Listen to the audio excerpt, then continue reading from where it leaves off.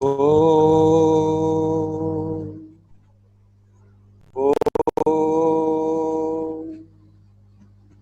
Sairam, Sairam to everyone. Thanks to Bhagwan and our Sathya Sai Seva Organization, Tamil Nadu West, we have been enjoying Satsangh throughout these 2.5 months, wherein eminent speakers have shared their good experiences due to their physical proximity. So that way, we are happy to have Sai brother, Kota Sivakumar sir. Sairam, we welcome you, Sivakumar sir. But before that, I would like to introduce you to our participants. Sairam, few words about brother Kota Sivakumar. Shri Kota Siva Kumar is an alumnus from Sri Sathya Sai University. He completed his MBA in HRM from the Sri Sathya Sai University, apart from being an electronics and communication engineer from Osmania University. Kota, as is dearly known, he set up the Institute of Success, Awareness and Inspiration, INSAI, in 2005. As the founder director of INSAI, he specializes in the field of HR consulting and corporate training. Drawing from his rich 30 years work experience, which includes being head of HR in world-class companies, namely Bhagwan Infosystems, Vandenberg, Subex Systems Private Limited, and Intergraph Consulting, he is adept in building ground-up, managing and developing HR systems, processes, and policies. He has rendered his consulting services to Indian SMEs, namely Sai Softtech Private Limited, eLogic Technologies, Shreyas Holistic Remedies Private Limited, and Samavesh. Besides, as a certified trainer from Cannes Trecom Institute, USA, on team orchestration and interpersonal rating model, he specializes in behavioral competency development training programs. Since the inception of INSAI, he has trained more than 9,000 participants along the hierarchy in more than 50 companies and institutions. Some of his clients include Wells Fargo, Novartis, Computer Sciences Corporation, Capital IQ, Computer Associates, Vodafone, Sandvik Asia, Indian School of Business, GlaxoSmithKline, Oracle India, Deloitte Consulting, Genpact, Nagarjuna Construction Company, GMR Group, and Lanco Group. Currently, Kota Shiva is the Chief Human Resource Officer for Oliva Clinics, a pan-India spread chain of dermatological clinics. Apart from being the founding consultant in INSAI, Kota is actively involved in community services. So, welcome, sir. The proceedings is yours now. We welcome you for this satsang. Sairam.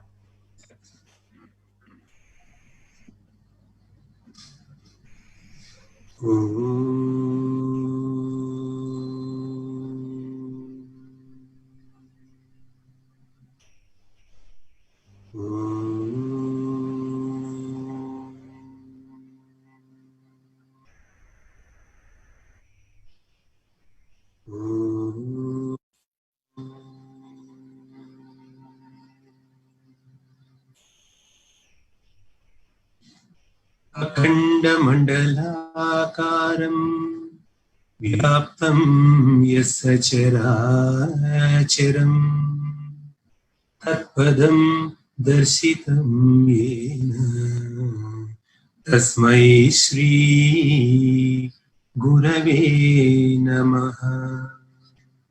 अज्ञानतिमिरान्धस्य ज्ञानाञ्जन शलाकया चक्षुरुन्मीलितं येन तस्मै श्री गुरवे नमः।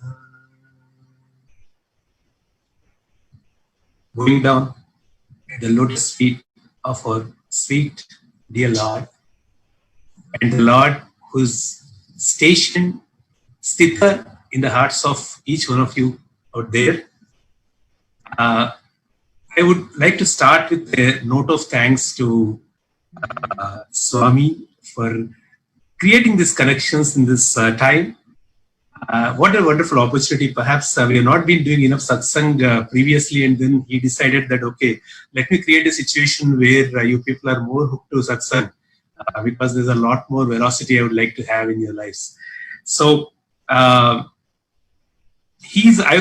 favorably sometimes I call he's a favorite 5G. Today, these days are the days of 4G and then 5G and all that. So I favorably call him, he's our 5G. The first G is God. The second G being Guru. The third G being guide. The fourth G being our grace, the grace that he delivers on that. And of course, the fifth G is the guest who's always there in front of us, which is nothing but his form.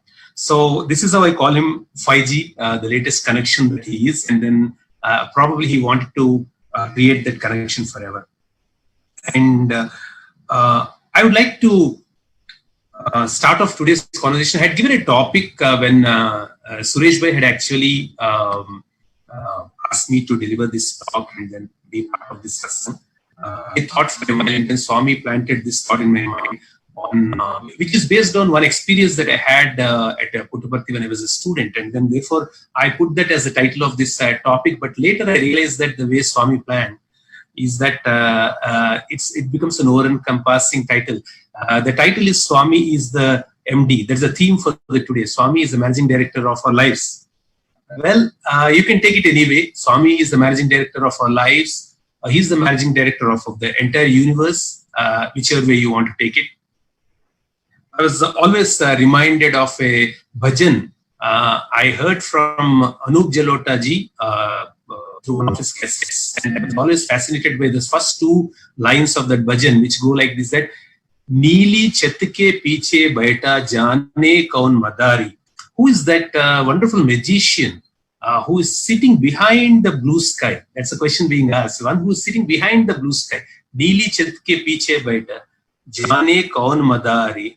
Jaise jaise naach nachaye nachi duniya sare. And as he's making us dance, everybody is dancing. So whenever Swami used to invite a student or any speaker in his presence to speak, one favorite word that Swami used to say is dance. Come on, okay, come and dance. That's what he used to say. So that's what we are doing. And with a little bit of understanding that we are not dancing out of our volition. We are dancing based on how he is making us dance. Therefore, that's a broad theme of this topic. But I'm going to perhaps substantiate through my sharing through the day, through this session, in terms of why I feel that he's the managing director of our lives. So let me just start off with a little bit of information, a little going back in timeline on how I came to Swami. Each of us have our story. That's the most beautiful part. The divine romance that each of us have with Swami is that each of us have our Balakanda that starts. That's what I favorably say. Like in Ramayana starts with Balakanda where Rama takes birth. So also Sai Rama takes birth in our lives, your life and my life, in a beautiful way. And that's how Balakanda starts. Way back in the year 1988, I was just about to complete my fourth year of engineering in Osmania University. And it so happened that I was negligent, and then I have failed in one of the papers. And that was a big shock because it was the first time anything like that was happening in my life. And I was very upset. At that time, Swami had already entered my life around that time in the form of Shirdi. Shirdi Baba. I used to go to a Shirdi temple that was close to my house. And I used to be there, particularly during the vacation when I didn't have college. I had little time. I used to be there in the morning Aarti, afternoon Aarti, evening Aarti, all sorts of Aarti. And then I used to read Sai Leela magazine. Not yet come too much into Swami's fold. So that was a very interesting time. When this incident happened, when actually I was sad because I lost my paper. And that too because I already had admission in one of the prestigious institutions of India. and I lost my paper. So I didn't know what to say. I could not even give this information at home. There was this event that was coming up at home, my sister's marriage. Everybody was very busy with that. I didn't want to spoil the happiness and joy there. Didn't know what to say. So that's how Swami made me actually start looking at him. So one night I was sitting at one of those temples of Shirdi Sai in Hyderabad, and it was night time. I was very, very pensive in my mood that day. And that day I was very, very keen that I had a darshan of Baba. Because in Sai Lila, I was already reading a lot of experiences of Shirdi Sai devotees that they were having his darshan. He used to come. Therefore, I felt that now I need him the most, and then I do believe in him. I have the faith. Why doesn't he come? So I was sitting that night. They closed the temple gates at about 9 o'clock, and they were going away. And they said, we are closing for the day. And I said, no, I would like to continue here. So they said, okay, you can sit there outside. So I was sitting there, and I was, everyone went away. The roads were also almost deserted, where a few people going here and there. And then that's when I saw a rickshaw come and then stop near the temple. And there was one person who was dressed exactly like Shirdi Baba. And he stepped down. And I was thrilled because this is what I was asking for. I wanted to meet Baba, and then here he comes. But then the rational mind started thinking now, and then it said that, come on, there are usually so many people in front of Shirdi Sai temples, sometimes beggars dressed as Shirdi Baba. So why would he, why should I think that this is Shirdi Baba just because this could be my wishful thinking? Therefore, I had this thing in my mind. Also, I was so happy because overjoyed because I've seen his form. I was trying to get closer to that person. Meanwhile, the person was having a little argument. The person dressed up as Shirdi Baba was having a little argument with the rickshawala. I went close by, and then I saw that it was about the money that he had to pay. And he was not paying the money. And then the rickshaw person was kind of picking up an argument with him. And I went in, I interrupted, and I said, what is that I have? What is the payment? And he said, he mentioned something, and then interestingly, I had that money, so I gave him. The rickshaw person went away, and this person looked at me and he said, okay, and he went and then sat on a rock there, a rock, and then exactly put his leg like Shirdi Baba used to in the pictures that we have seen of Shirdi Baba. And I went to him. Again, 50% of my mind was completely racing and then saying that what a stupid act I am doing. I mean, he's some beggar, and then what are you trying to strike up a conversation with him? And on the other hand, I knew something in me was telling this is Baba. So I went near him and I started telling him a few things that, Baba, I'm right now in a little bit of confused mind and all that. So whenever I used to say something like this, he would start off and then share something else from his experience. It was going on like that for a while. I was supposed to go to this to Gujarat, to this prestigious institution where I had a management seat. And I also told him that, saying that, Baba, I have this seat, but then even before I told anything, he said, no, I know. I have a lot of devotees in Gujarat. And then he was saying that, you will go to Gujarat. He said, you'll go to Gujarat, don't worry. And so on, this conversation went on for a while. And then after some time, suddenly he looked at me and he said, you know what? Your faith is right now like this. He's shown his hand like this, and it's 50-50. And he said, you'll get the faith. It'll come gradually, slowly. So after he said that, I decided to leave. And then I said, Baba, I'll take leave. And he said, okay, go. Where did I stop you? Then as I was going, he held my hand. I had this practice whenever I went to Shirdi Baba temple to put 2 rupees in the Dakshina box there to Baba. So now looks like when I looked at him, he said, where is my Dakshina? And I just put my hand in my pocket, and then there was just a note. There were no coins with me. So I pulled up the note. I did not know in the darkness what that note was, but it was a 2 rupee note. In those days, 1988, we had 2 rupee notes too. So I just handed it out to me. He said, fine, Manchidi, you can go. And that was the little incident that happened. I didn't share with anybody. I remember probably I shared with my sister, and then but with nobody else. And much later, this was, now I have to roll it out to 1994. I was in Brindavan. No, actually, first before that,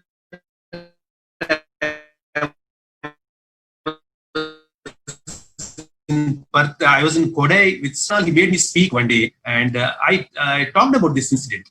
So this happened in Hyderabad, the darshan of Shirdi Baba, but I did not share with anybody because I wasn't too confident myself that it was the darshan of Shirdi Baba. And then it happened that I went to, then I joined in 93, the year 93, Swami's institution. 94 April, Swami picked me up and then took me to Kodaikanal. And there, one of those evenings, he made me speak in Sai Shruti. And during that talk, this suddenly propped up in my mind. And then I was thinking, I was in two minds whether I should be mentioning this because this could be the figment of my imagination. But then I think Swami's grace, Swami's prompting, I happened to mention this incident. And I missed out one small part of it though. During the first time I spoke in Kodaikanal.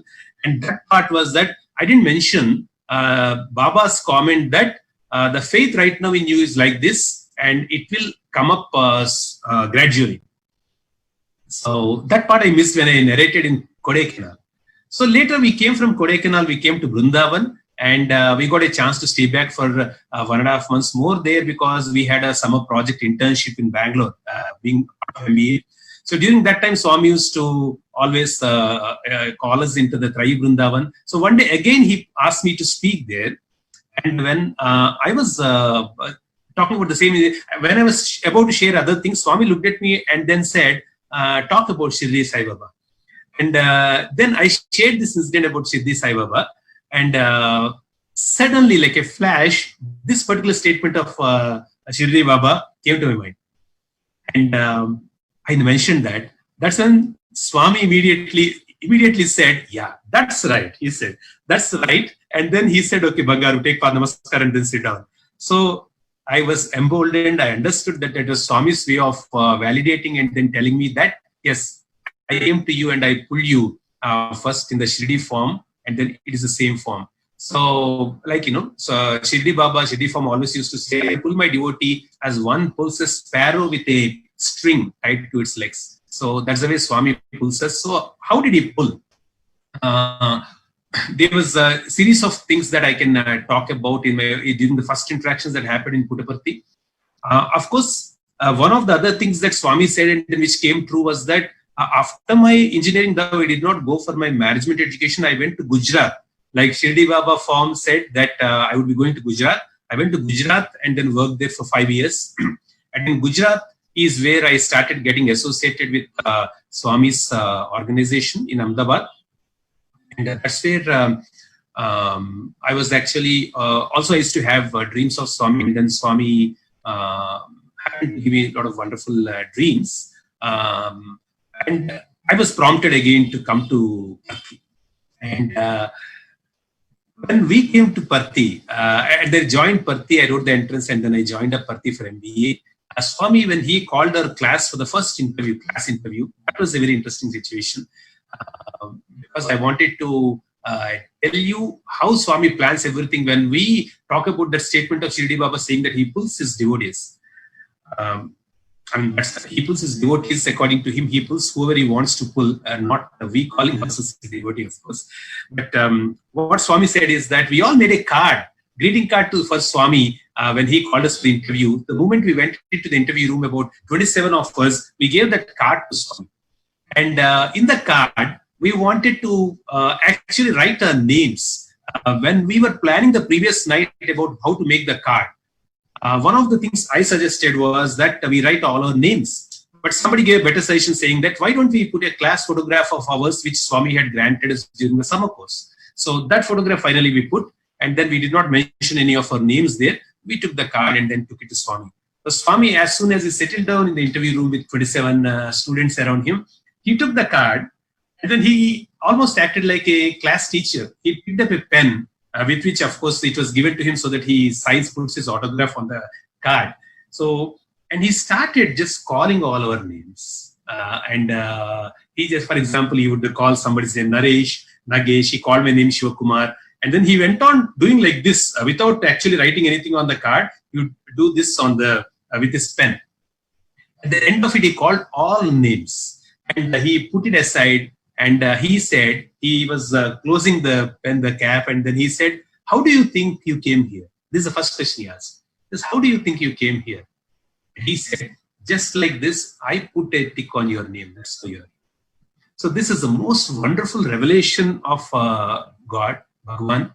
And the way I take it, the sisters and brothers, is that he has put a tick on all of our names if we have come into his fold. He's telling us that without my will, you would not be able to be even attend a Sai Bhajan, Sai Center, or be called a Sai devotee. It's just not possible. We think we are doing it, and then this thought, every minute is being prompted by him. Suppose I give I think that a thought has come into my mind. He's the managing director. That thought is just planted by him there. And the sooner we realize it, the better. Okay, so I'll be coming to this very interesting experience that I had about the managing director also. Perhaps I'll be keeping it to cover towards the end if I'm not boring you by that time. And I'll share with you, because given that a title, just want to retain a little suspense about why I'm calling it. He's the managing director.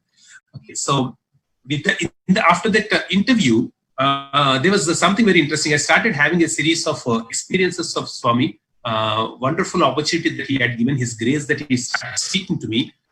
And an incident happened at that time that my sister and brother-in-law, they came to Prashanthi Nilayam to have Swami's darshan.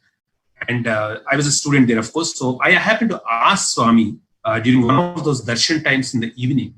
I went upon my knees and I told Swami, my sister, brother-in-law, they are here.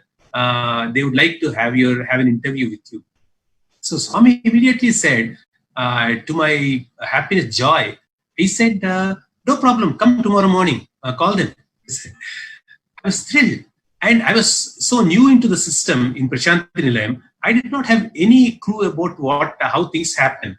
And therefore I thought Swami called and it's just going to happen. I was so happy. I just told my sister, brother-in-law, and I went back to the hostel after the darshan, after the bhajans. And I was just, then somebody told me that, hey, if you're going for the darshan tomorrow morning, you need to pick up a slip, because normally students are supposed to go to the college in the morning. And therefore, if we have to go out of turn for darshan, we need to have a slip from the warden. So yeah, I went to the warden and then I told the warden, he looked at me. And then I told the warden, sir, I'd like to go for Swami's darshan tomorrow morning and need a slip. He said, why? That Swami called me for an interview. And now came the biggest shock of my life. He said, but Swami did not tell me anything. I was shocked. And I said, why? Does Swami have to tell you, sir? But he told me. And no, he said, no, that's not the way it works. Swami would not approve if I just said like that. He normally tells me if you have to go. So if he did not tell me, it means that you did not go tomorrow. That's all. My God. And I was just understanding for the first time what how tough the system is there, and then what it means to be a science student. So I said, okay, I was frustrated, to say the least. Next day morning, I was going to the institution. I couldn't go without permission. And I was full of tension. My mind was not there in the classes throughout the day. And then I was telling myself, look at me. Swami calls me for an interview. And I don't have a chance to go there. And then I have to attend something else. What a crazy thing I'm doing. Throughout the day, I was just, totally out of my mind and out of sorts. I was just waiting for the evening to happen. On one hand, I was so afraid on what Swami would say, because I was breaking his word. And on the other hand, I wanted to go and then have the least opportunity to actually tell him that, Swami, it was not my mistake, it was their mistake. So that's what probably I wanted to tell. And I was just waiting for that. I went for darshan, sat there. And from a distance, Swami was coming ever so lovingly, very softly gliding, so beautifully taking letters from some devotees. And then his bewitching smile, he was coming, so much of pleasantness on his face. But at a distance, say some 7 or 8 feet from me, he looked at me and he just reflected whatever was in there in my mind. He suddenly grew very, he has shown anger on his face. He was very cross. He looked at me, and from there, he shouted out saying, Dunapota. He said, Dunapota. So that is Swami's favorite way of calling his devotees, or, his Bangarus. And then he calls that because, and he said, I called you for an interview in the morning. Why didn't you turn up? And he came. So I didn't know what to say. I stood up. But believe me, sisters, brothers, it was just his grace. He gave me some vivekam at that moment with which I would have said actually that the warden did not allow me, but I did not say that. I just looked at Swami, and then I was imploring with my eyes, saying that, Swami, how come you do not know? Does anything happen without you knowing? So just kept quiet. Swami's entire facial expression immediately changed. He became pleasant again, a lot of karuna, and then he put his hand on my shoulder and he said, he called the warden right in front of me and he said, tomorrow morning you can send him. That's what he said. Now here is a great, the first teaching that he is giving as the managing director of our students. The teaching is this, that we think we have a lot of complaints about the world, the way things happen in the world. We think this ought to have happened like this, or this ought to have happened like that, and then we're always complaining without understanding that everything that is happening is only happening because of his will. He is the managing director of this world. How come anything would happen without his will? But he's such a naughty Krishna that on one side he can play this game with you, and on the other side he can make another game being played with you. That's the mighty naughty Krishna that he is. Therefore, he is the warden and he plays a game there, and he is the Swami, bewitching Swami. We should never fall for this Maya, thinking that Swami is the kind Swami for me, but all others are enemies for me. So this is the mistake that we can make. In fact, there is a wonderful line of Tyagaraja Kriti when he says, Karuna Jalade Dasharade, when he talks about the kindness of Bhagwan, Rama, he gives a beautiful statement in Telugu. I'll also translate it for those who don't understand Telugu. He says, Nimaya Megani Jagamu Yemani Ne Durudunu Karuna Jalade Dasharade Kamaniyana Sunanide. He says the entire universe, the entire creation is you. Nimayame, it is you. And therefore, Yemanine Durudunu, how can I accuse, how can I criticize this world? That's the meaning he says. How can I criticize this world? Because it's all you. Whether you put me in poverty or whether you put me in penury, what can I say about it? He says, this is the wonderful realization of those great bhaktas like Raja. Definitely I wouldn't have understood it through my experience, but Swami's grace, when you see, he made me not talk against the warden at that time just because he wanted to give his grace. It is not possible for us to be doing anything out of our volition, is what I feel, friends. It is all his grace. Now, that is one way that he coaches. The next thing is through his omnipotence. That interview happened next day. And we went into the interview room. I got a chance to sit near the feet of Swami, and then I was pressing Swami's feet, and then I had a ring that on my finger, which is a plastic ring, which I purchased, and there was a Swami's photograph on that ring. It is a black ring with an orange Swami's photograph.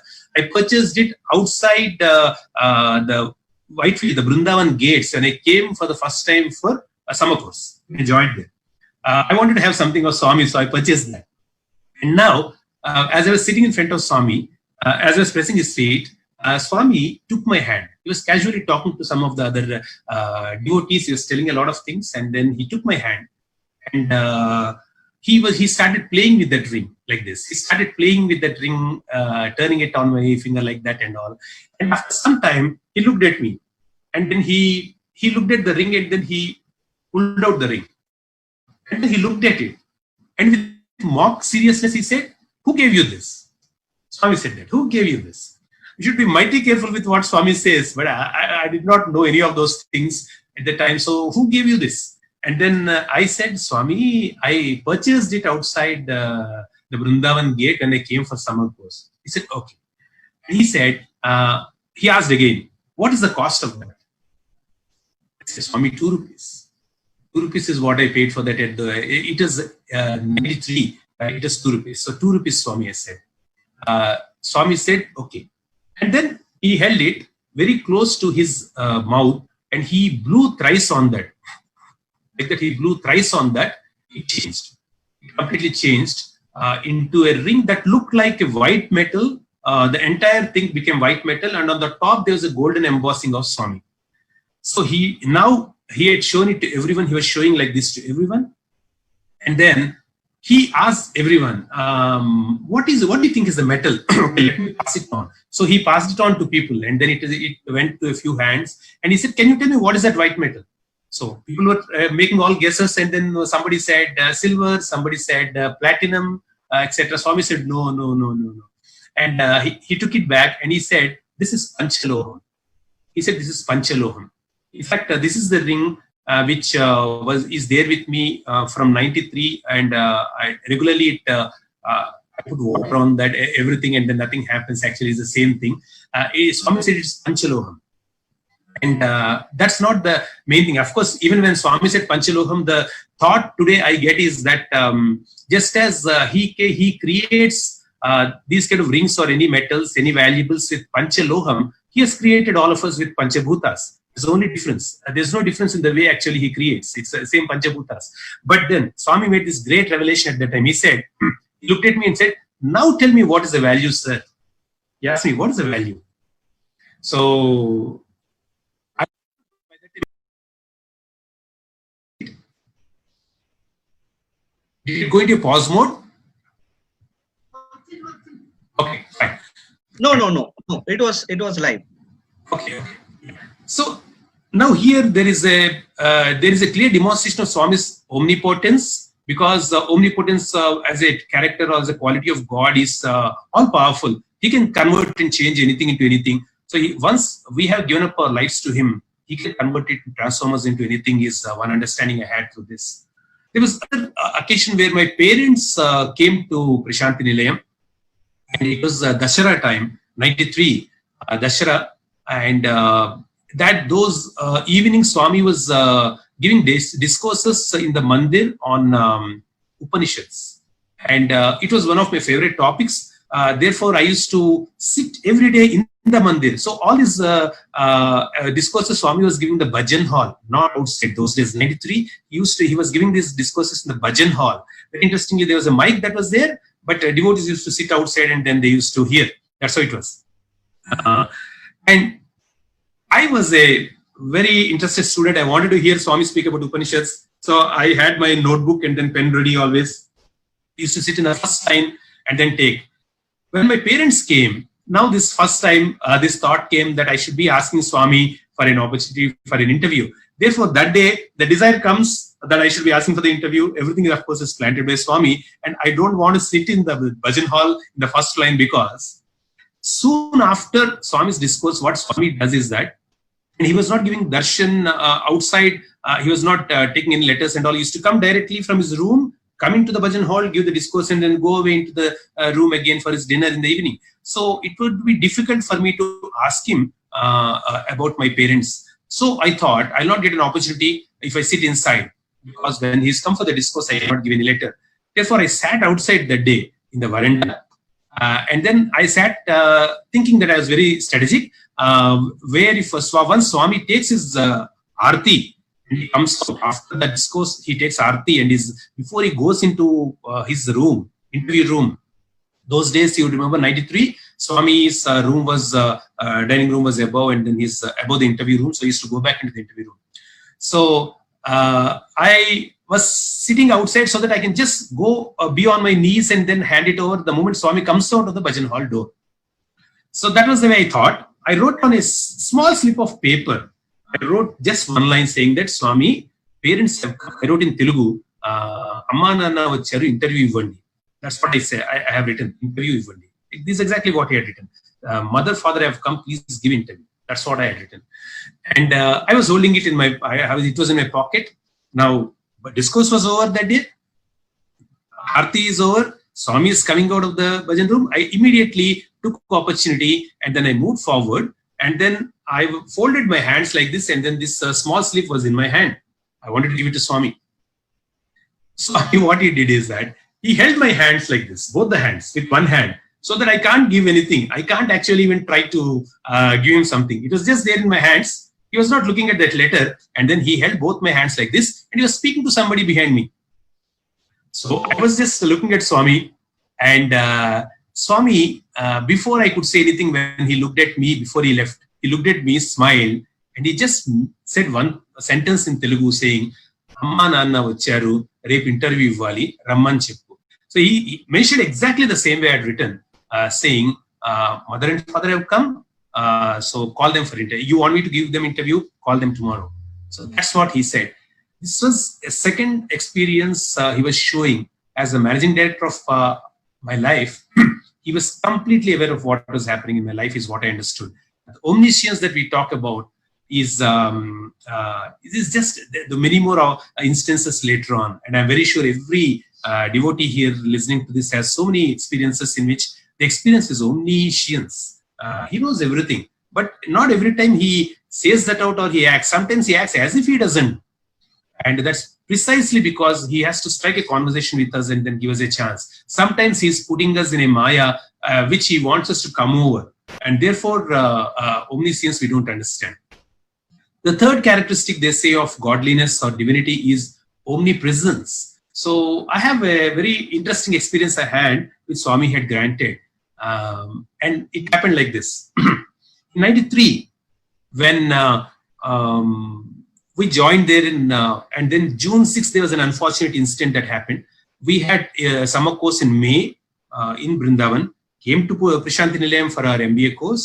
Things were going on. Swami gave our interview. And on June 6th, an unfortunate incident happened, post which there were a few developments, and then Swami wanted to make some changes in the Prashanthi Nilayam, and then therefore he left for Vrindavan.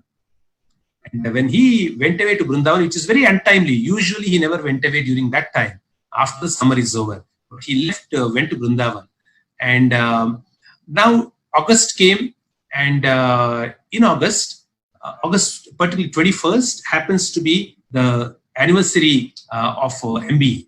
The way MBA started in the 80s, and then Swami started that course in the institute, and then it was the anniversary. So every anniversary till that year, previous year, Swami used to give an interview for the MBA boys. But this time, there would not be an interview because Swami was in Vrindavan. So we were all crestfallen. We wanted to reach out to Swami and then pray to him. So we have written many letters. We sent through the Vice Chancellor certain requisition, and Swami very graciously permitted. Now, this was, of course, the silver lining. The Swami was not there. We were all pretty unhappy and sad, but this was the silver lining that Swami called us there. Now, before that, on August 15, something happened. Something very interesting happened in the institute. Swami, there was a little bit of opportunity that was there whenever boys joined the institution. They used to identify the talent of people who had a talent to sing. I'm not so much of a musician, but I was interested in music, and then I could sing a little bit. Therefore, I participated in those competitions that were held within the hostel, where they were doing some talent hunt kind of thing, and they identified me. So I got a chance to start singing in some things. I was not a regular bhajan singer in front of Swami. And on August 15th, normally every time the music boys presented a music program to Swami, if he were there. This time, of course, there was no thought about it because Swami himself was not there, and then we were no more. But our Vice Chancellor, Shri Hanumantappa, he called us at that time and he said, "You have to present a program this time also, because how can you miss it out? Why do you think Swami is there only in Vrindavan? He's there everywhere."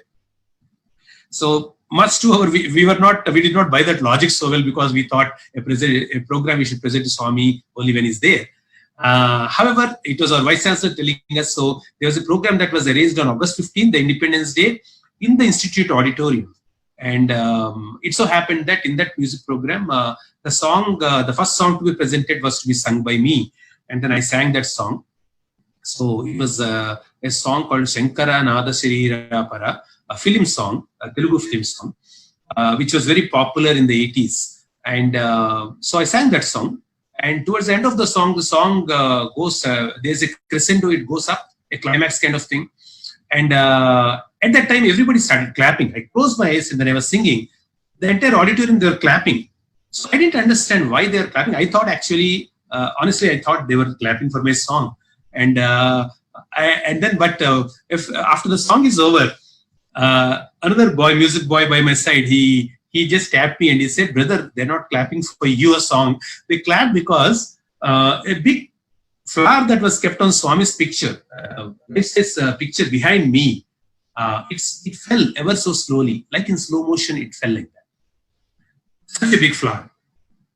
And they were all so happy because it was the very first song, and then Swami was showing his presence. So they were very happy. I was thrilled. I picked up that flower after the program and I kept it with me. This happened on 15th. And on 22nd, we all went, the MBA students, we went to Whitefield, Vrindavan. Post Darshan, Swami allowed us to pray Vrindavan in the morning. And then there was a special session for the MBA boys. He spoke to us. But before he spoke to us, we all assembled in the Trai Vrindavan. And Swami was yet to come in. Those of you who have seen Trai Vrindavan know that there's a Jula in the Trai Vrindavan. And then we are all seated there. And Swami comes so slowly. And he comes in and he says, "Boys, how is everybody? How are the boys in Prashanthi Nilayam?" And boys said, "Swami, we are missing you." The Swami said, "But I came here. I'm there. I came there thrice," he said. And then he named two instances when actually some boys spotted him. One boy spotted him during one of the evening bhajans in the hostel. He mentioned that. Another time, somebody saw him in the corridor of the institution. And then he mentioned that. And then third time, then he said, a third time I came on August 15th when a music program was happening. Sivakumar was singing the song. And then I came there and I dropped the flower. Did you all see that?" Swami said this. I was super thrilled because this is the first time I heard, second time I think I heard Swami uttering my name to his lips, and then I was so happy, full of joy. As he was speaking, he was standing in front of the Jula. He was not yet seated in the Jula. He was still standing in front of the Jula. And he looked at me and he said, "Why don't you sing that song?" And we were ready because whenever Swami calls, we go with the musical instruments and all that. So anyway, I also planned to sing if Swami asked 1 or 2 songs. So when Swami said, "Sing this song," I started singing. And the most beautiful part of this, I understood what those lyrics meant for the first time when I sang in front of Swami.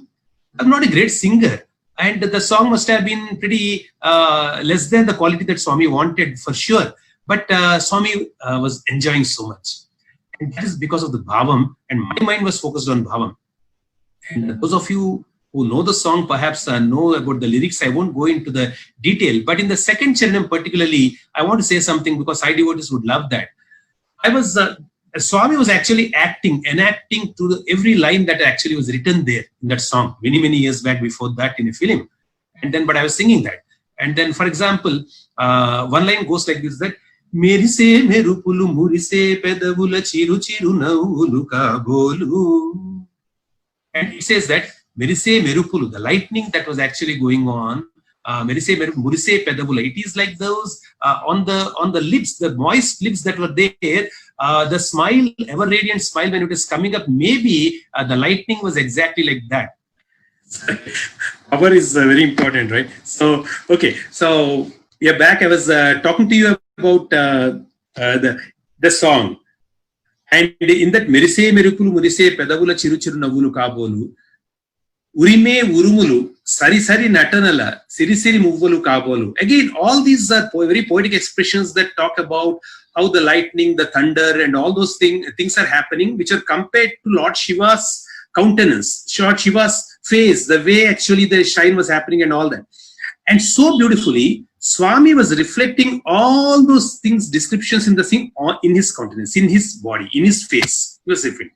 For example, when I said, Paravashana Sirasu Ganga, that song says Paravashana Sirasu Ganga means that when your face, oh Lord, when actually you were shaking your head like this, that's what the writer wrote. Paravashana Sirasu Ganga, Dharaku Jarena Shiva Ganga. The Ganga that is there on your head, did it come to earth, fall down to earth because you were shaking your head? That's what is the connotation. That's what is the beautiful lyric written there. And exactly Swami was shaking his head. So much of hair. 93, if you people recall, so much of hair. Swami was standing with his hands behind and he was shaking his head like this. Butler sitting in the Jula, and then it struck me suddenly, Swami gave that thought that Paravasana Sirasu Ganga. I was just imagining, I was looking at those the hair, and then I was imagining, then I thought, where is this Ganga that is falling, Shiva Ganga? Then immediately the thought came, understanding came that your name is Shiva, Siva Kumar, and that Swami, when he's enabling something through your mouth, that is the Ganga that is coming in praise of him. So Shiva Ganga is happening right now. This is the meaning that Swami has given. Garaku Jarina Shiva Ganga, Na Ganala Harinu Munu Ganga. So it's amazing. Of course, my limited singing capabilities, I sang something, and then when I think when I finally ended at the higher note, it was just short of one note. So Swami listened so beautifully, he appreciated, but still he said, at the end, the note could have gone up a little more. That's what Swami said. So ever so beautiful, loving Lord, who doesn't want to hurt anybody, and then even the feedback he wants to give so lovingly. And he gave that. And after that, very interestingly, Swami said, here is a lesson that he taught. So that's why going a little into this detail. He asked me to sing another song. I sang another song. And he asked me to sing a third song. And then I didn't know, I was not prepared. So whatever came to my mind first, I sang in for Swami. And that song is a very famous kriti of Ramadas, Bhakta Ramadas. Many people know that. In Bhairavi Ragam. And then I sang that. Paluke Bangaramayena Kodanda Pani Paluke Bangaramayena. The meaning is that, Lord, oh Lord, did your words become golden?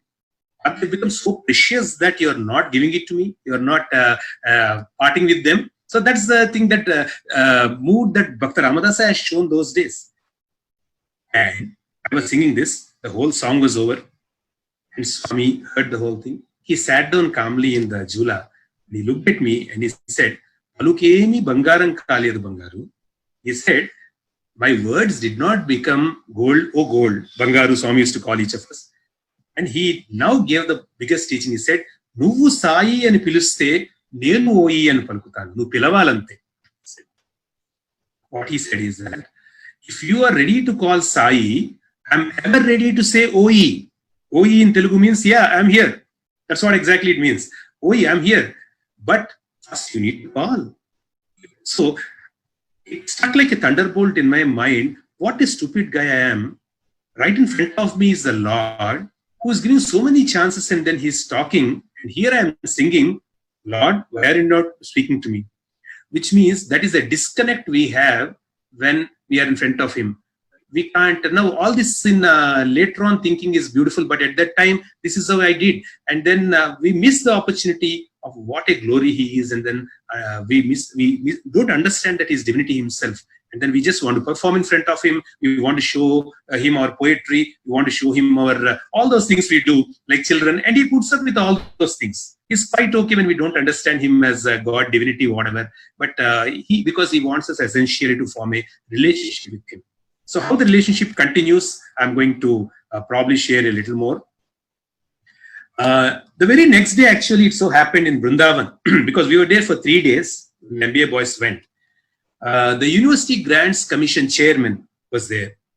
And we were all seated in the Kalyana Mandapam. In those days, next to Trai Vrindavan, outside the gate, there was a Kalyana Mandapam, where students all were, they set up some exhibition, and then Swami wanted the University Grants Commissioner to come and then see that, and then they, after all that, Swami sat there, the University Grants Commissioner and everybody sat down, and I was also seated there. And then Swami looked at me and said, sing a song. So I sang one song. This is a very important teaching that I got from Swami, so I wanted to share with you. How he teaches, because we are in the section called Swami as a Master Coach. So how he teaches. So I sang the song. It is a kriti of Syama Shastri.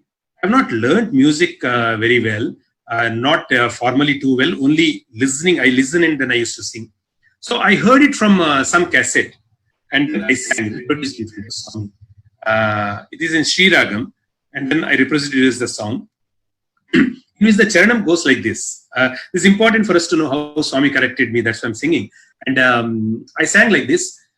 Syama Krishna Paripalini Sulini Sama Jagamana Kundaradana Tamasam Vikanu Cheyakana Paritapamu. That's how it's doing. Swami stopped me. Swami said, why are you stretching it so much? Why? Like that, Swami said. I didn't know what to say. Then I said, Swami, that's how I heard and that's how I'm singing. Swami said, no, that's not how Syama Shastri sang. Swami said. And he told me the most important thing, Bhavam, Ragam, Talam. All three of them should be given equal importance in a kriti. And this is the purpose of music, because Bhava Raga Talas become Bharata. And that is Bharatiyata, Swami said.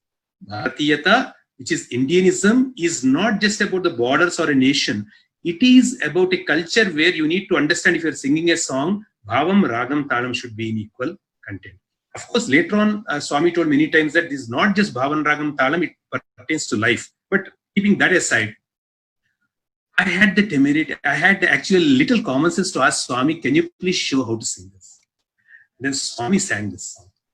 And then Swami so beautifully, it was so simple. The solution was so simple. Swami sang the same thing. Tamasam Vikanu Cheyakana Paritapamulanu Ika Pariharinchi. Swami said. He said the gap he gave without the need of stretching the ragam. And then Swami uttered the most beautiful quotation which he often gave, and he said, Ragam ekkote rogam avutundira, rogam avutundi. If the ragam is too much, it becomes a disease, he said. So one thing, bhajans also, I think we should keep in mind that ragam should be only subservient to the bhavam. Bhavam should be the most important.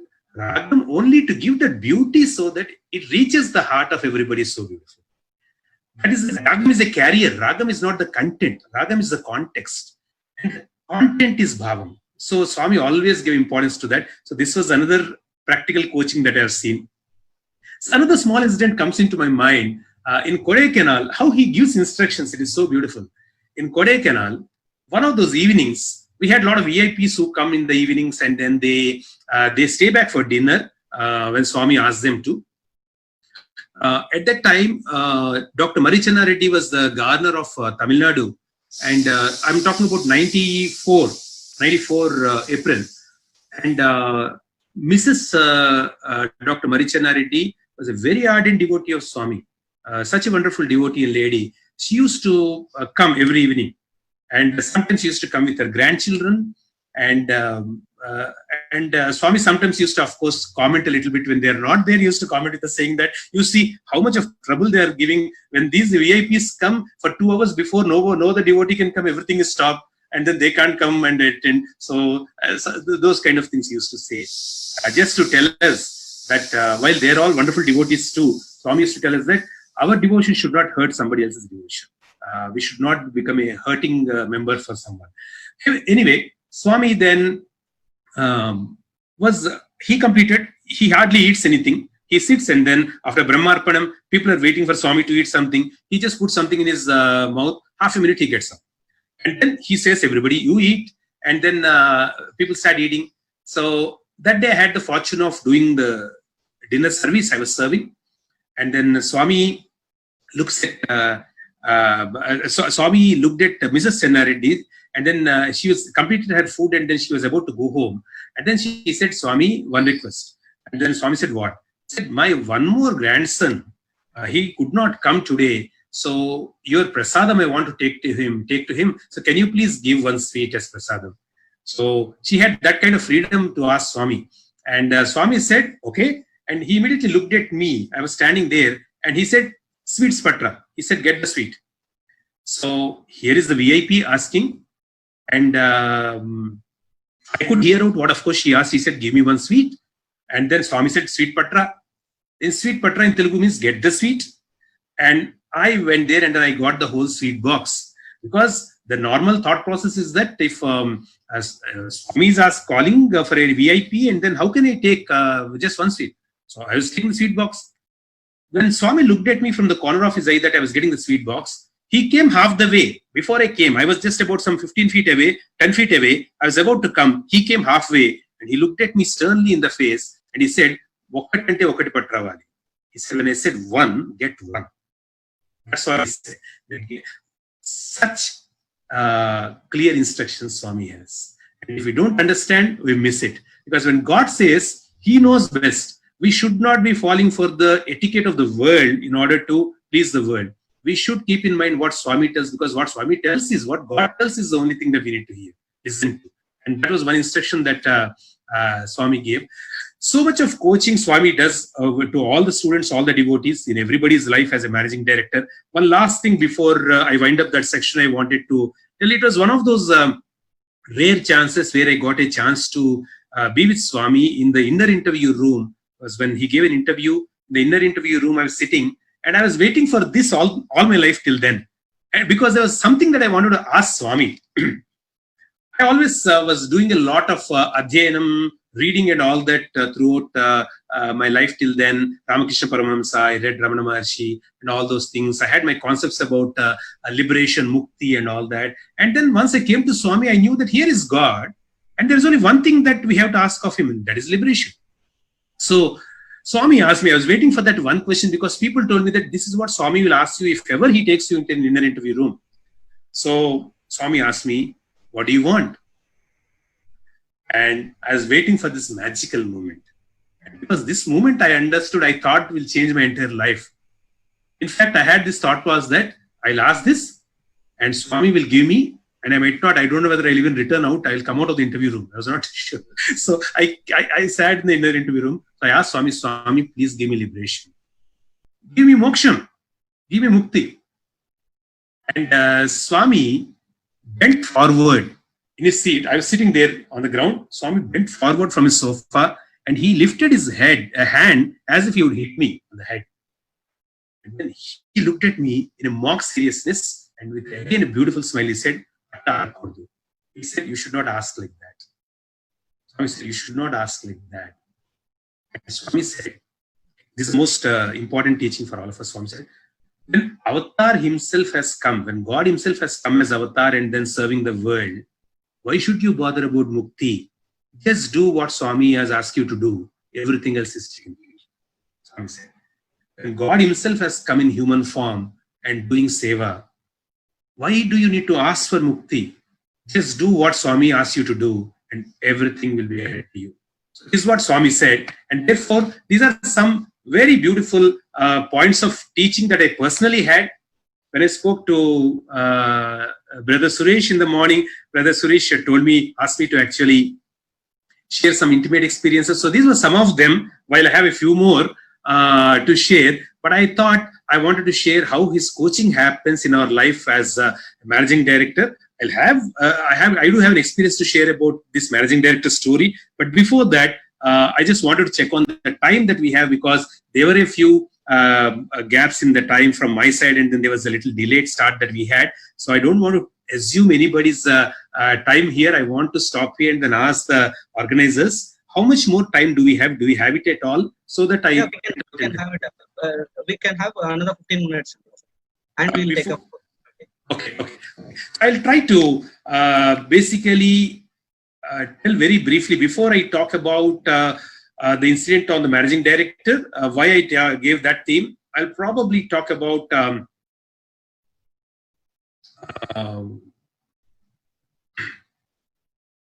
one important incident that happened to me in Kodaikanal that talks about Swami's love. And believe me, sisters and brothers, Swami's love is so unbounded and infinite that we can't even understand. We feel often that we need to deserve it. But tell me, I can say this much, that whatever we do, we cannot deserve Swami's love. If it is all by actually our effort. There's nothing that we can say is our effort by which we can deserve his love. His love is something that he pours because that is his nature. And if he starts looking at our deservedness, I don't think any of us would ever probably be, except a few, very few, anybody would probably ever be able to receive all that. So I'll share one incident that happened in Kodaikanal in 1994. One day Swami took us to a picnic. We were in a bus, all the students were in a bus. And our Swami's car, Swami was in the car, And all of you would know that in Kodaikanal, when Swami is there, the entire streets are full of devotees, and then people who would like to have his darshan whenever he is coming out. So when Swami's car came out, of course, the news spreads like wildfire. We don't even know how across kilometers, and then different villages also people come to know when Swami is coming out, and then automatically like bees come to a piece of jaggery, ants come to a piece of jaggery, they just come. And then so devotees come, and then so till we went out of Kodaikanal main town, there were devotees everywhere. Swami's car was going very slowly. His mirror was down, and then he was giving darshan, such a beautiful darshan, car darshan, and devotees were enjoying. We were there in the bus behind. So we had that unique scene. We had that unique opportunity to see devotees enjoying Swami's darshan from behind in a car, in a bus. And then therefore that was going on. Then we came to a place outside Kodaikanal town where there were no more devotees. And then Swami's car stopped, and bus also stopped. Swami then asked the car mirror, all the glasses in the car to be rolled up. And then he walked and then came and then sat in the bus. This was wonderful. And all the students, when Swami sits, he sat in the second, if I remember well, he sat in the very first seat. And all the glasses of all the glasses were also dark tinted glasses of the bus, and they were also closed. And all the students would then come and then or try to adjust on each other, and then within whatever space is available near the first 3-4 rows only, we all were there. I was sitting right that day. I got a chance to sit in the second seat of the bus. So fortunately, I was right behind Swami, and Swami en route purchased actually some oranges, and he distributed one orange to each of the students. And as the bus started, Swami asked us to sing bhajans, and Swami, so one of the students was commonsensical enough to open an orange, peel it off, take one orange piece, and then offered it to Swami as Naivedyam.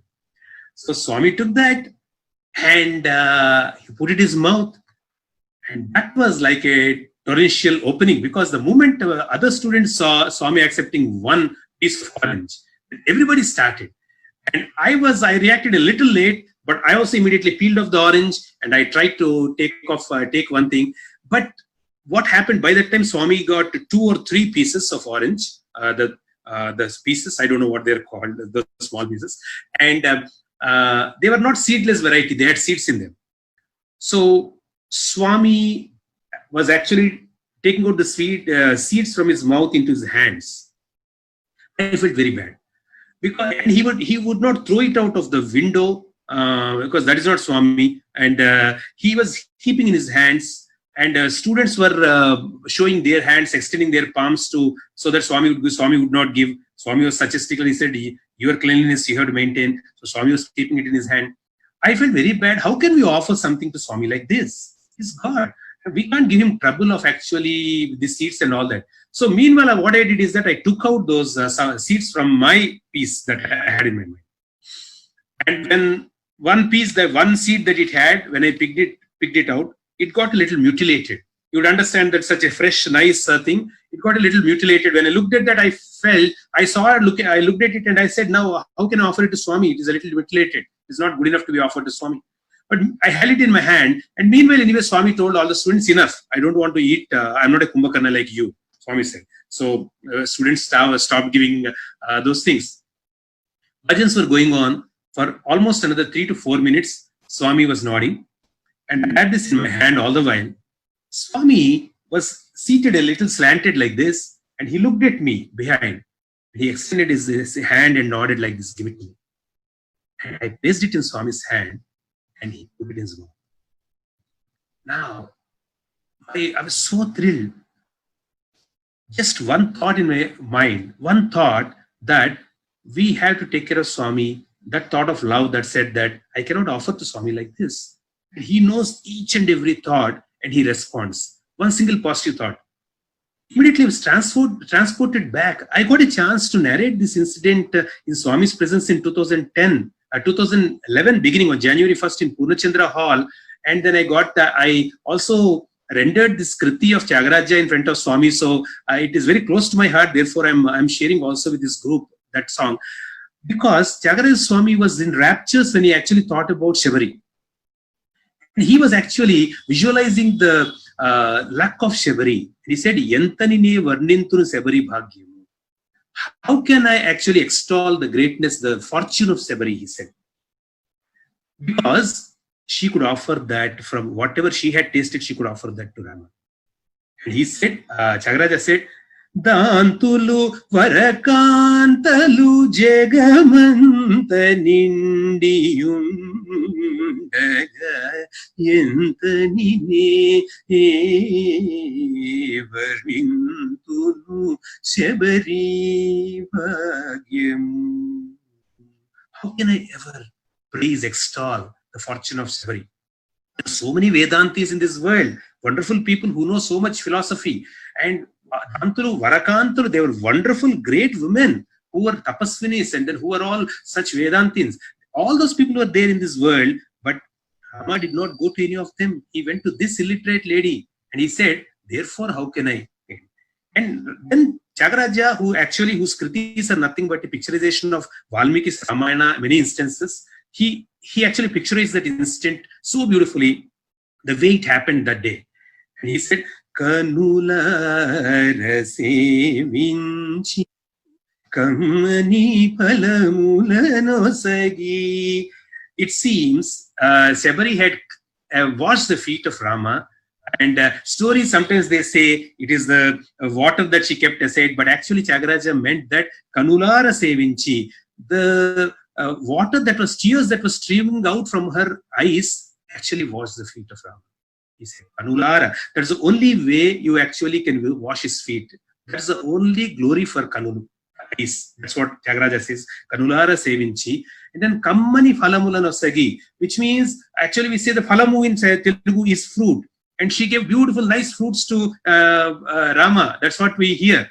But the philosophical meaning inside is that the fruits of her life, of waiting for Rama throughout her life, the fruits of her waiting, it is karma phala. It is not normal phala. It is karma phala. They were so sweet, it seems. That's why it's called actually the phala, the fruits that she tasted. It is not literally that. It is actually it means that since her karma phala she gave to Rama, and he could taste it, and he felt it so sweet because of the waiting. And that's what he says. Kanulara sevinchi kammani palamulano sagi tanuvu pulakarinsa padayugamulaku mroki inakulapati samukham punaravrtirahita pathamunu pondina Tyagaraja nuturali punyam yentanini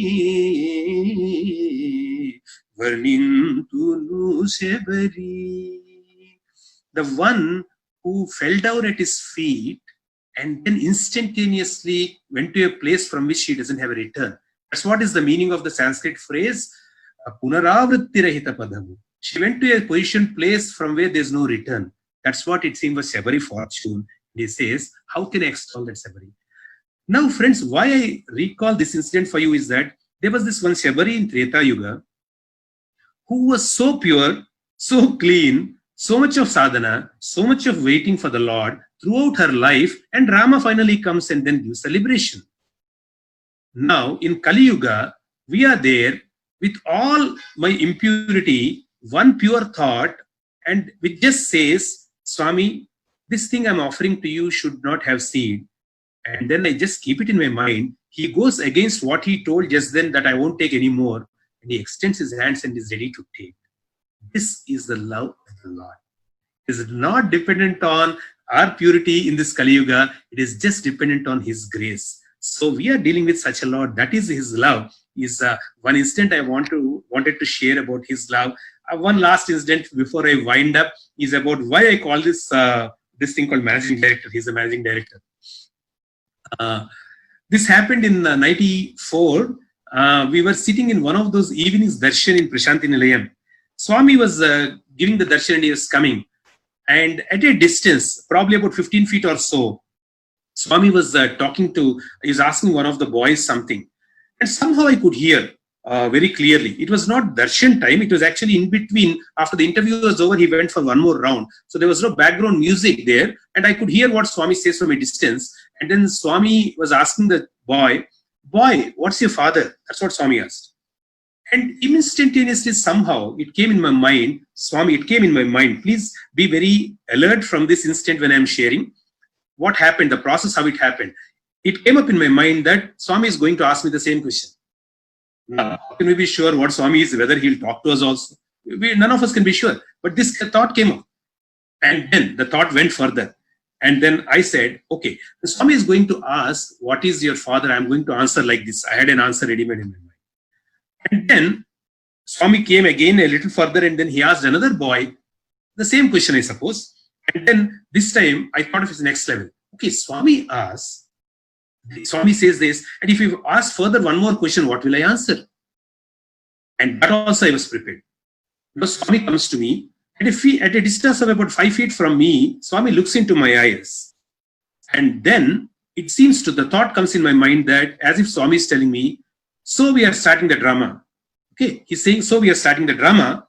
And then he brings out a very beautiful smile. And then I also know that he's going to ask me, and then he's doing the drama, and then he's also doing the drama. Just the difference is that he looks like the director who has written the entire script and then telling me that this is how the drama should be acted. And to me, it looked like I'm the actor who is actually listening to his instruction. In my mind, he's not telling anything outside in my mind. So he comes to me, and as if he's just doing whatever already has been told in my mind, he says, boy, what is your father? Same question. And I was ready with the answer. I had already rehearsed it. And then I said, Swami, my father is the managing director. He's a managing director. Actually, that's not true. The truth about my father, physical father. My physical father was a senior postal audit officer in Post and Telegraphs department. So that way I was telling a lie. But I had the way Swami prompted the entire thinking. I said, he's the managing director. Now, interesting. Second question. Swami looks at me as if he's very surprised, his eyes wide, and as if he could not believe, because as if he knew what my father was. And then he, of course, he knows, but he acted as if in a physical plane he knew what my father was doing. And then he looked at me and he said, managing director? Which company? He asked, managing director, which company? I looked at Swami, I was ready with the answer because rehearsal happened already in the mind. I was ready with the answer. And I told Swami, he's the managing director of the whole universe. I said, he's the managing director of the whole universe. Swami acted as if he was taken aback and he was surprised. He looked at me like that for a minute, for half a second, and he burst out laughing. He laughed loud. And he looked at one of the devotees near the veranda there, and he said, Dekho, Swami ko father bolta hai. And he said in Hindi, he said, see, he is calling Swami father. And he was so happy. He was showing that he was so happy. And he looked at me and he said, good.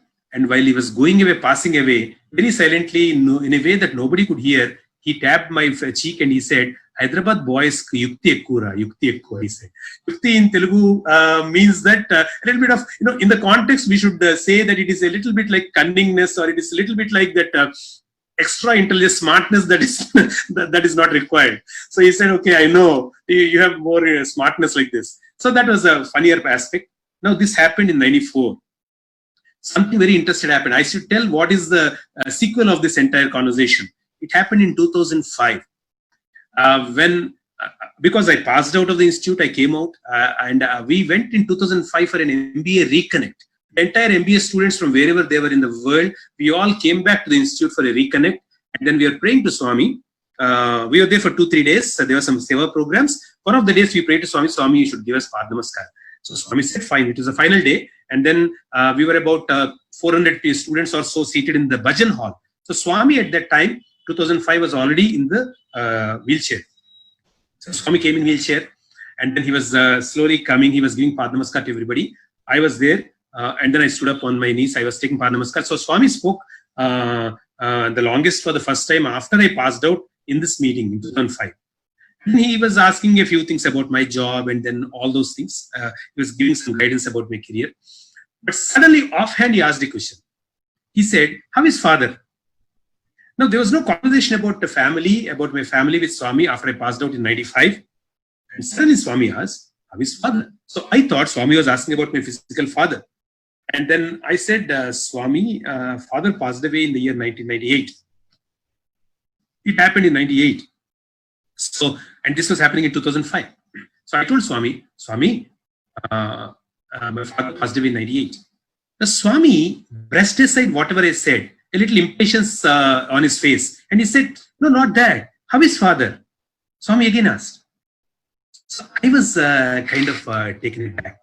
And I didn't understand. I knew that Swami was asking something, but it did not strike my mind at that time. So I kept quiet. Swami did not say anything. He gave Padma Namaskar and he went away. That evening, suddenly it flashed in my mind and I understood what happened. Swami was connecting to that conversation we had in Prashanthi Nilayam about 11 years back in 94. And at that time, I said, "Swami is my father." And right now, Swami is saying, "Are you still looking at me as your father?" That seems to be the question that he's asking. Do you still remember that I'm your father? You should treat me like that. I'm your father. And it was also, on the other hand, it was a great assurance being given that your physical father might not be there, but I'm there for you as your father. So that was such a great assurance. And I was thrilled. And look at a physical level, there are millions and millions of students who must, devotees who are coming to Swami. There are thousands of students who must have come after that from 94 to 2005. And how many people Swami speaks to on a daily basis.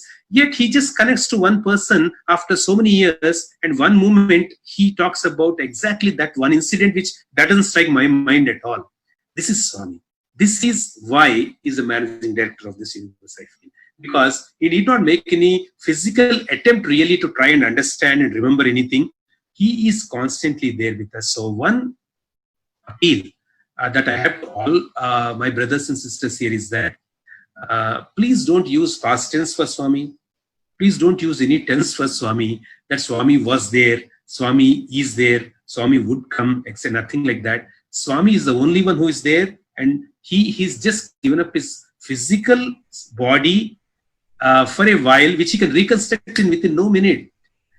The God who can reconstruct a piece of wood on which actually the Christ was actually crucified 2000 years back, and which went into the nature, all the elements dissolved in the nature, and he can reconstruct that wood out of nowhere within no time. Don't you think that he can reconstruct his physical self if he requires? He doesn't need it, because he has entered into everyone's heart.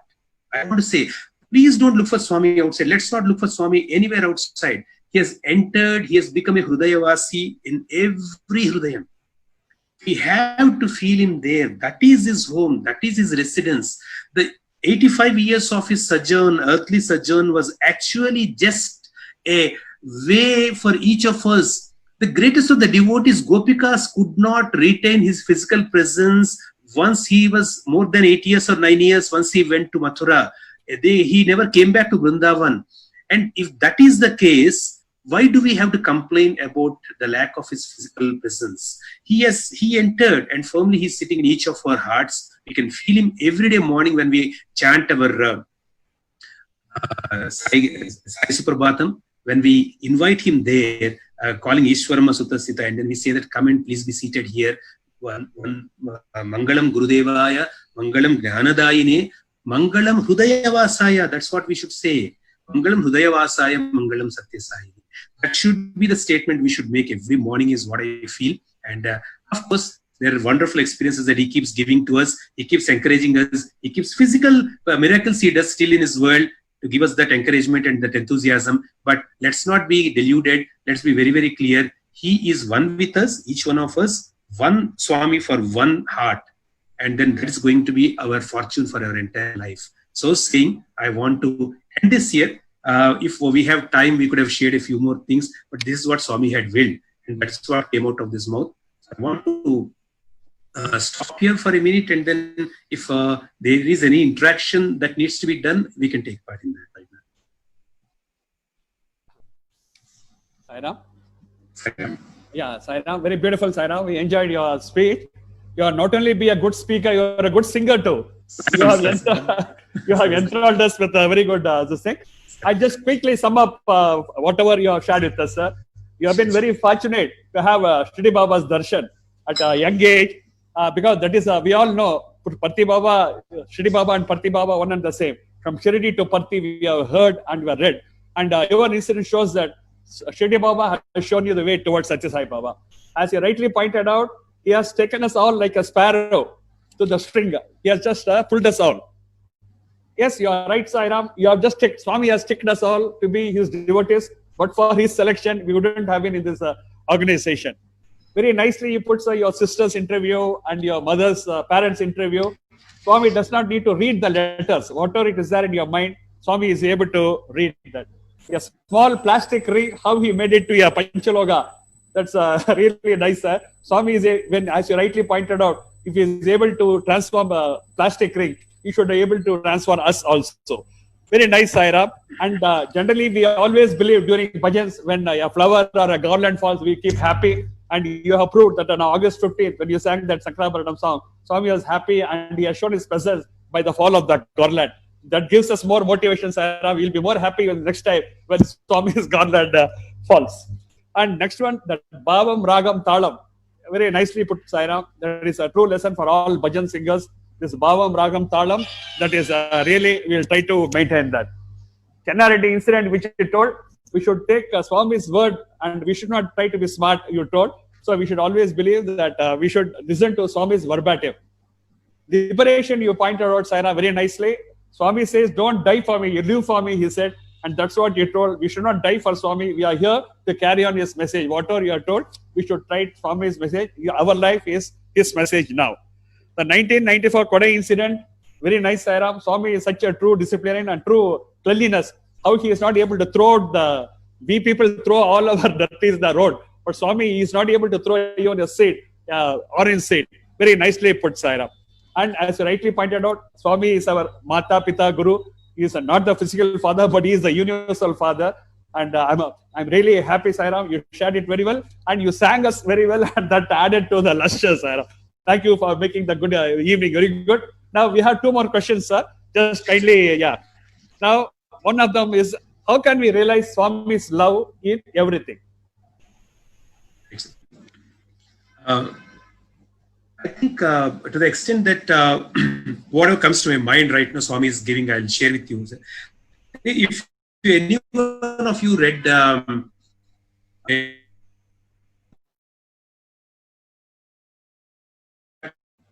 if I remember well, and the name of the chapter is Divine Vision, Divya Drishti. That's how we can translate Divine Vision.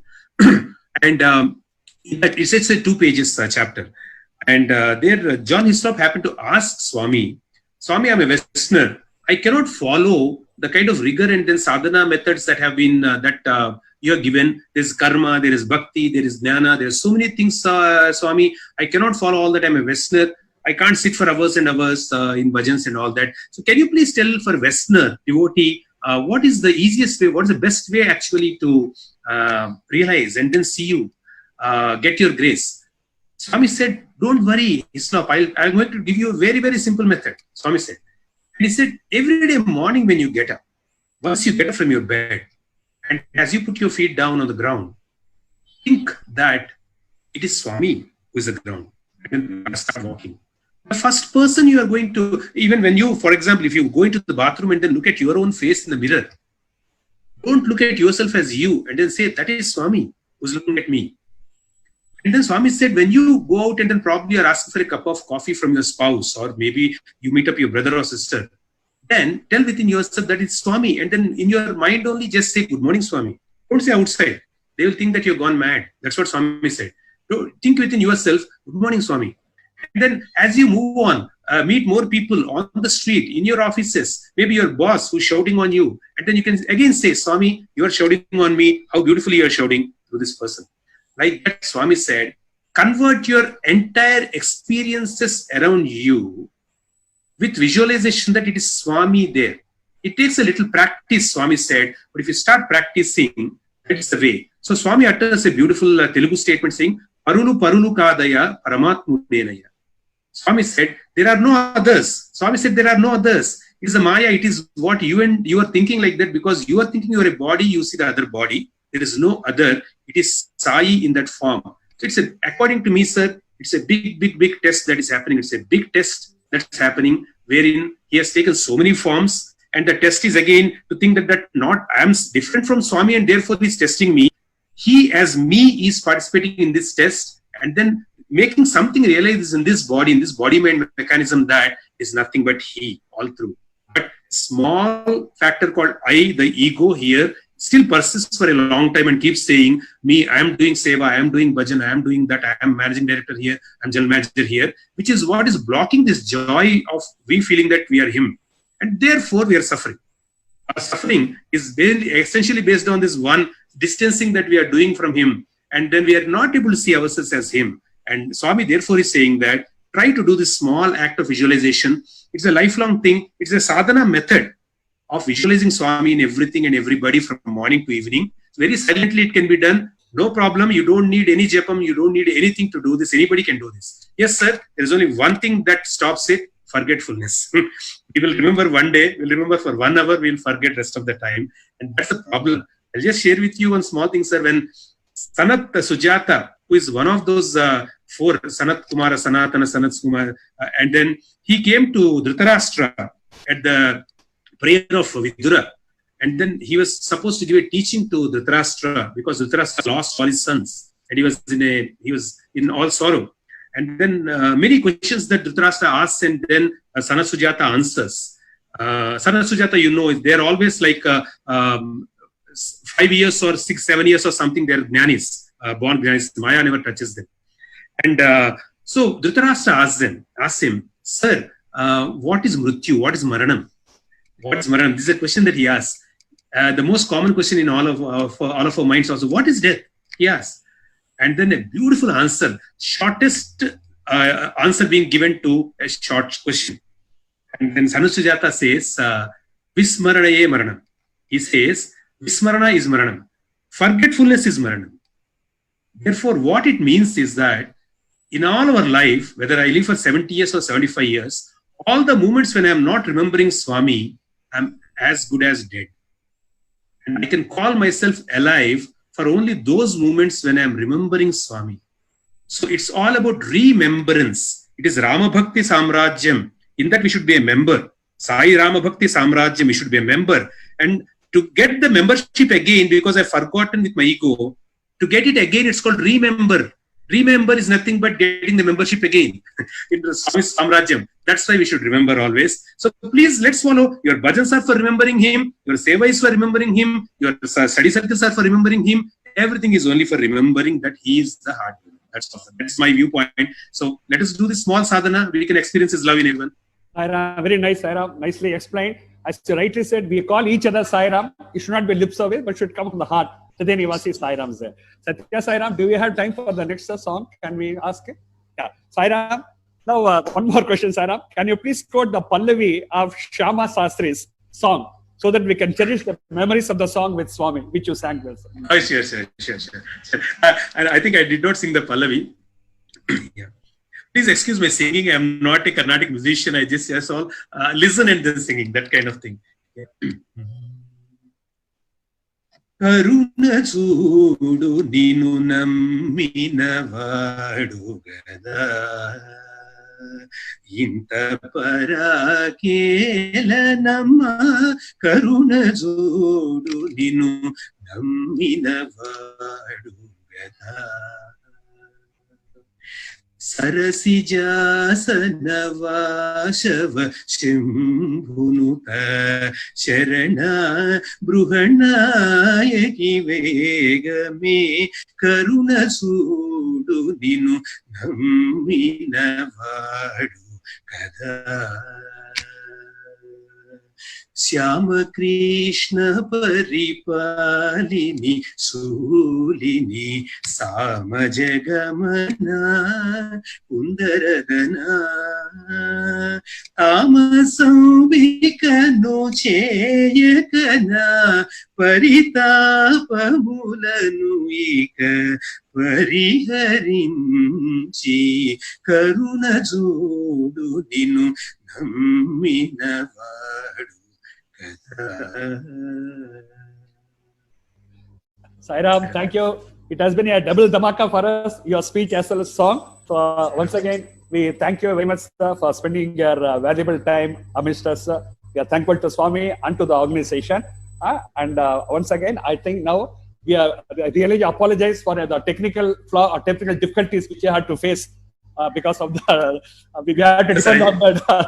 One word from my side, sir. I wanted to thank each and one of you, Suresh Bhai, for giving the notice. Then Brother Sathya Sai, Anantji, you're all such wonderful people. You are. I'm very sure that you all have Swami so much installed in your hearts. That you love your service, the way you're supporting.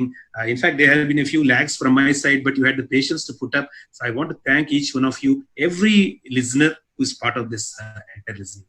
Sure, sir. Thank you once again, sir. And thanks to our Sathya Sai Seva Organization, Tamil Nadu West. I think we'll wind up with our universal prayer, sir. Sorry. Samasta loka sukhino bhavantu. Samasta loka sukhino bhavantu. Samasta loka sukhino bhavantu. Om Shanti Shanti Shanti. Jai bolo Bhagwan Sri Sathya Sai Baba Ji ki Jai.